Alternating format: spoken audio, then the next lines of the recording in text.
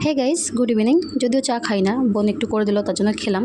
ভালোই লাগলো খেতে। তো বৃষ্টির মধ্যে ভালো লাগছিল না ঘরে বসে বসে, তাই বললাম যে বৃষ্টির মধ্যে বেরিয়েই আসি। বৃষ্টির মধ্যে খুব মজা লাগে আমার ঘুরতে, তো বলাও সারা আর বেরিয়ে পড়লাম। তো ঝিরে ঝিরে বৃষ্টি পড়ছিল। বৃষ্টি আমার সাথে এতটাই শত্রু যে ঝেপ্পে বৃষ্টি নেমে পড়লো। যাই হোক, ভাইকে নিতে চলে এলাম। আমরা আমরা একা কোথাও ঘুরি না, ভাইয়ের সাথে আমরা 3 ভাই বোন মিলে ঘুরতে বেড়াই যেখানেই যাই।